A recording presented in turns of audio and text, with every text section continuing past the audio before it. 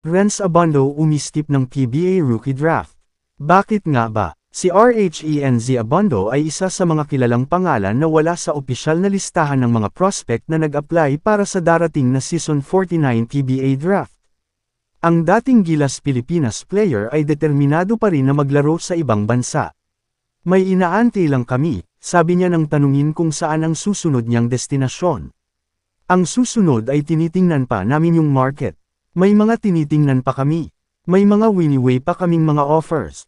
Ang 26 anyos na wingman ay nire-representa ng EMBM, Espiritu Manu Top Basketball Management.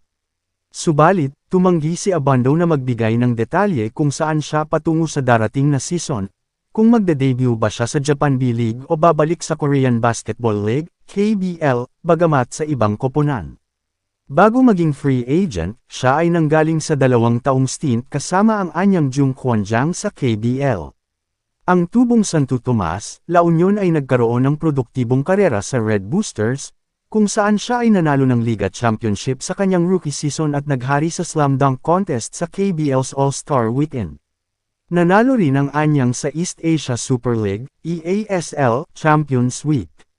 Ngunit ang dating rookie MVP ng NCAA mula sa Letran ay nagtamo ng malubhang injury sa likod sa kanyang sophomore season matapos magkaroon ng masamang pagkahulog na nagresulta sa fracture sa kanyang ikatlo at ika-4 na lumbar vertebrae, sprained wrist, at concussion.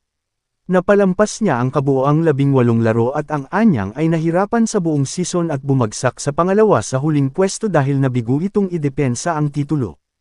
Hindi nagtagal, inanunsyo ni Abando na hindi niya i-renew ang kanyang kontrata sa Korean-based club team. Ang kanyang desisyon ay nagdulot ng spekulasyon na siya ay sa wakas ay sasali na sa PBA draft, kung saan ang kanyang dating mga kakampi sa University of Santo Tomas na sina CJ Cancino at Mark Nonoy ay nag-apply na. Ngunit walang aplikasyon ni Abando o ng kanyang kinatawan nang magsara ang huling araw ng aplikasyon noong nakaraang Huwebes. May hinihintay pa kami, ulit niya tungkol sa kanyang career plans. Sa ngayon habang hinihintay ang anumang offer na dumating, si Abando ay magsusuot ng jersey ng Strong Group Athletics para sa darating na Jones Cup sa Taiwan.